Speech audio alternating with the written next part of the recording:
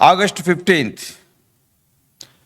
Dear brothers and sisters in the Lord, ప్రభునందు ప్రియమైన సహోదర సహోదరులారా, today's verse for our meditation is taken from Luke's Gospel, 10th chapter, verse 19. ఈ దినము మన ధ్యానం కొరకై తీసుకున్నటువంటి వచనము లూకా సువార్త 10వ అధ్యాయం 19వ వచనం. Behold, I give unto you power over all the power of the enemy. శత్రు బలమంతటి మీదను మీకు అధికారం అనుగ్రహించి ఉన్నాను. Lord Jesus Christ was sending disciples 2 by 2 to prepare his way. ఇప్పుడు యేసుక్రీస్తు ప్రభువారు తన యొక్క శిష్యులను ఇద్దరిద్దరుగా తన మార్గాన్ని సిద్ధపరచడానికి వారిని పంపాడు. And it is certain that some towns and villages will receive them. కొన్ని పట్టణాలు తర్వాత కొన్ని గ్రామాలు నిశ్చయముగా వారిని అంగీకరిస్తారని వారితో చెప్తాడు. And it is equally certain that they will be repelled by others. తర్వాత నిశ్చయముగా ఇతరుల చేత కూడా వారు ద్వేషించబడతారనే సంగతి కూడా వారికి నిశ్చయపరిచాడు. Even today we can see the same situation. ఈ దినాన కూడా ఇదే పరిస్థితిని మనం చూస్తూ ఉన్నాం. Even worse than those days. ఆ దినాల కంటే కూడా ఎంతో దౌర్భాగ్యమైన దినాలు. Why so? ఎందుకొరకు? Because Satan has a great measure of power on the earth in this age. ఎందుకొరకంటే ఈ యొక్క యుగములో సాతానుకు ఈ భూమి మీద ఎంతో అధికారం వాడు కలిగి ఉన్నాడు. This power and dominion were handed over by Adam at the fall in Genesis 3. ఆదికాండము 3వ అధ్యాయములో ఆదాము పడిపోవుట ద్వారా ఈ యొక్క అధికారం, ఈ యొక్క శక్తి అంతా కూడా వాడికి అనుగ్రహించబడింది. Satan knows that his time is short. సాతానుకు వాడి యొక్క సమయం కొంచెమని వాడికి తెలుసు. And the devil and the demons are working more swiftly. ఈ యొక్క శత్రువు తర్వాత ఈ యొక్క దయ్యాలు ఎంతో వేగంగా పనిచేస్తూ ఉన్నాయి. But Jesus came to defeat him. అయితే యేసుక్రీస్తు ప్రభువారు వాడిని ఓడించడానికి ఆయన వచ్చాడు. Jesus came to usher his own kingdom that would advance forcibly into the dominion of darkness. యేసుక్రీస్తు ప్రభువారు తన యొక్క రాజ్యాన్ని స్థాపించడానికి, అది చీకటి రాజ్యాలను మించినటువంటి అధికారయుక్తమైన రాజ్యం స్థాపించడానికి వచ్చాడు. It is a known and proven fact that in the mightiest of demons, even Satan himself does not have much power and authority as the weakest of believers who are filled with the Holy Spirit of God. దేవుని యొక్క విశ్వాసి అయినటువంటి వారెంతో విశ్వాసం నుంచి ఎంతో బలమైనటువంటి వారిపైన కూడా ఈ శత్రు, Even you are a weakest believer, నువ్వు ఎంతో బలహీనమైన విశ్వాసమైనా కూడా when you are filled by the Spirit of నువ్వు God, దేవుని ఆత్మచేత నింపబడి ఉంటే, even the mightiest demon, even Satan also is not having power over you. ఇంకా శక్తివంతమైనటువంటి శత్రువైన సాతానుకు కూడా నీపై ఎటువంటి అధికారం ఉండదు. Because you are filled by the Holy Spirit of God. ఎందుకంటే నువ్వు దేవుని ఆత్మచేతను నింపబడి ఉన్నావు. So the disciples returned from that ministry trip.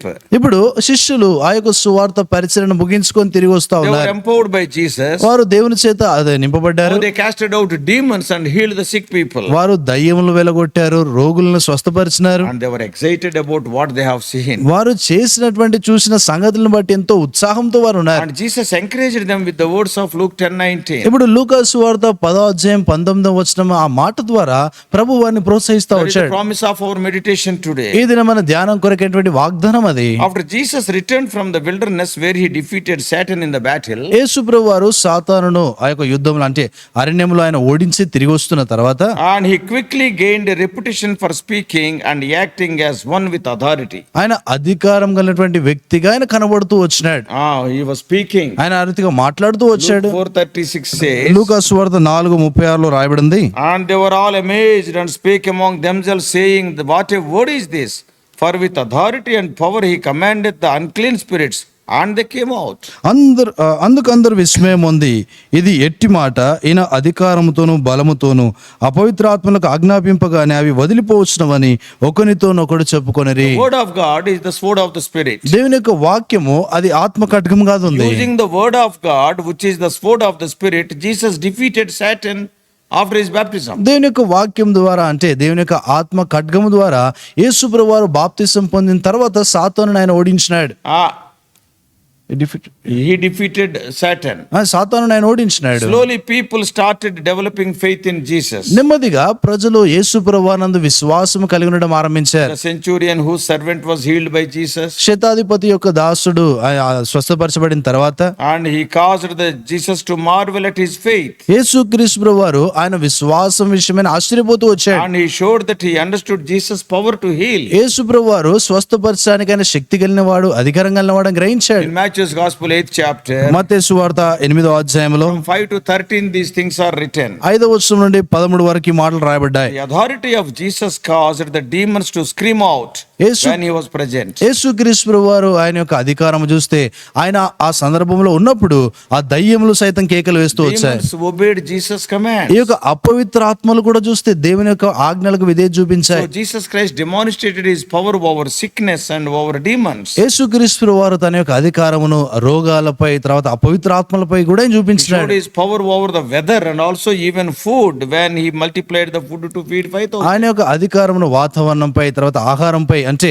ఆహారాన్ని విస్తరింప చేయటం ద్వారా కూడా చూపించినాడు. Even death itself submitted to Jesus. ఇంకా మరణము కూడా యేసు ప్రభువు వారికి తను తానే లోబర్చుకుంది. Jesus gave authority to the disciples, and by his Holy Spirit the same authority is given to the church today. యేసుక్రీస్తు వారు తన శిష్యులకైనా అధికారం ఇచ్చినాడు. ఆ రీతిగానే ఈ దిన సంఘానికి కూడా ప్రభు అదే అధికారాన్ని Through అనుగ్రహించాడు. the Holy Spirit. పరిశుద్ధాత్మ ద్వారా Oh, అనుగ్రహించాడు. what an authority. ఎటువంటి అధికారం అది? What all we lost due to the disobedience of Adam in the Garden of Eden. ఏదైనా వనములో ఆదాము యొక్క అవిధేయతను బట్టి ఎట్టి సంగతులను అయితే మనం పోగొట్టుకున్నామో, Through his life, death, burial and resurrection, యేసుక్రీస్తు వారి యొక్క జీవితము, మరణ, భూస్థాపన, పునరుత్థానం ద్వారా Lord Jesus Christ gained it for us. యేసు ప్రభు వారు దీన్ని మన కొరికి మరలా సంపాదించాడు. Being the temple of the Holy Spirit, we can exercise the same authority today. దేవుని యొక్క ఆలయమైనటువంటి మనము కూడా ఇదే శక్తిని అధికారాన్ని మన జీవితాల్లో కలిగి ఉండవచ్చు. Even snakes and scorpions cannot do any harm to us. ఈ యొక్క పాములు, తేళ్లు సైతము మనకి ఎటువంటి హాని అవి చేయవు. Oh, they bluster and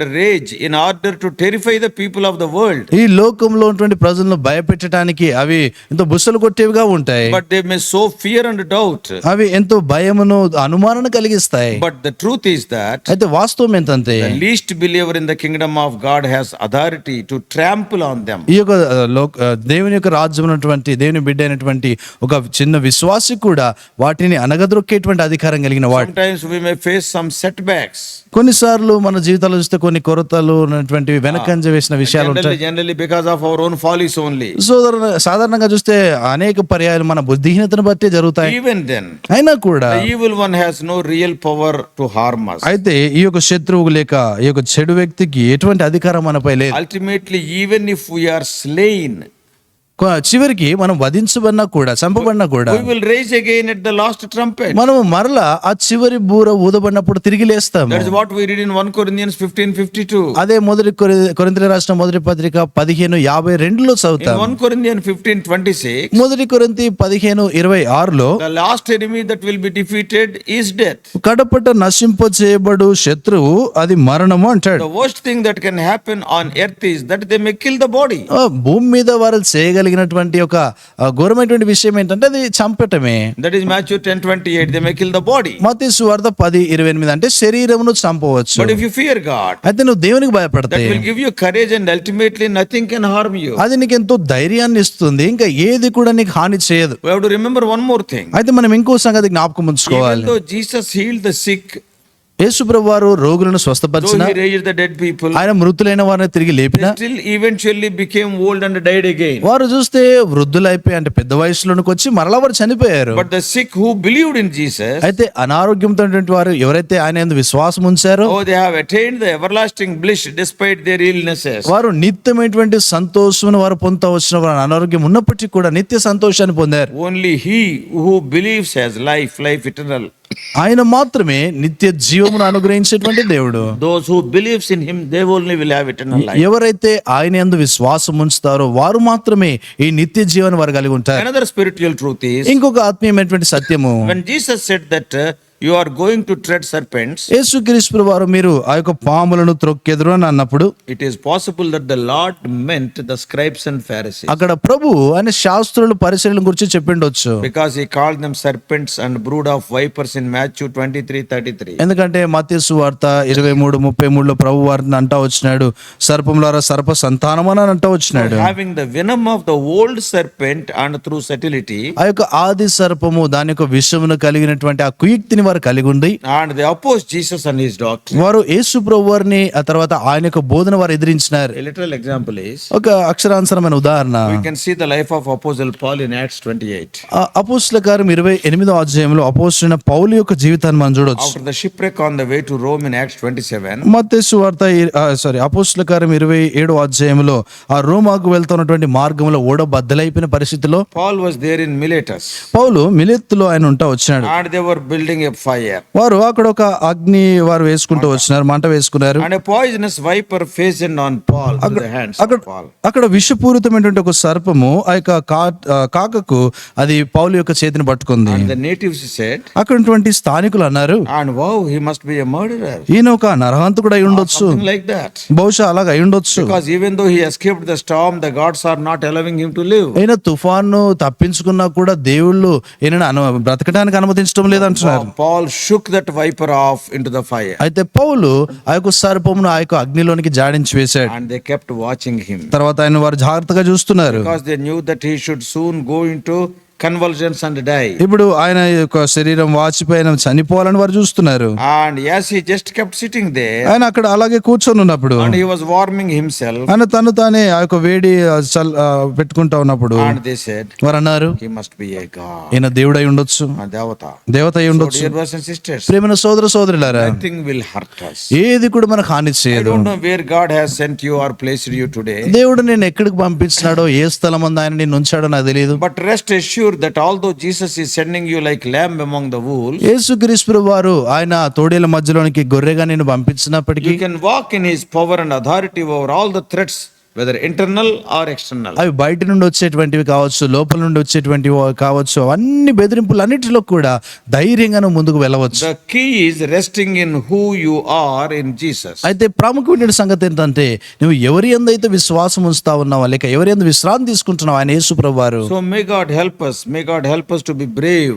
and proclaim the gospel for which you and I are called for. నీవు నేను దేని కొరకైతే పిలువబడతా వచ్చినామో అట్టి సువార్తను ఎంతో ధైర్యంగా మనం ప్రకటించినట్టు ప్రభు సహాయపడును గాక. May God bless you. దేవుడు మిమ్మల్ని దీవించును గాక. Let us pray. ప్రార్థన చేస్తాం. Loving heavenly Father, ప్రేమలా పలుకుని మా our తండ్రి, gracious God, మా కృపగలటువంటి దేవా, when we go out, O Lord, in thy name for your work, we will face surely, O Lord, difficult situations. తండ్రి మేము నీ యొక్క నామమున నీ యొక్క పని చేయడానికి వెళ్ళినప్పుడు ప్రభు నిశ్చయంగా ఎదిరింపులు ఎదుర్కొంటూ ఉంటాం. But we know thou art mightier than the one who is in the world. తండ్రి మేము నిశ్చయంగా ఎరిగినటువంటి వారం, ఈ లోకంలో ఉన్నటువంటి వారి కంటే కూడా ఎంతో శక్తివంతుడివై ఉన్నావు. Satan is a defeated foe. తండ్రి సాతానుడు ఓడించమైనటువంటి శత్రువు. Already we won victory because our head has got victory. తండ్రి ఇదివరకే మేము జయశాలుగా ఉన్నాం, ఎందుకంటే ప్రభా మా శిరస్సు జయం పొందింది. Help us to claim thy promises and go forward. తండ్రి నీ యొక్క వాగ్దానాలు చేపట్టి మేము ముందుకు వెళ్ళినట్లు సహాయపడండి. Help us to seize the whole world for Lord Jesus. యేసుక్రీస్తు వారి కొరకు లోకమందరినీ సంపాదించినట్లుగా చేయండి. In Jesus' precious name we pray. యేసు ప్రభు అమలు నాన్న ప్రార్థించి వేడుకుంటున్నాం మా తండ్రి, ఆమేన్. God bless you all. Please subscribe for more spiritual messages to the YouTube channel John Victor Telugu Messages.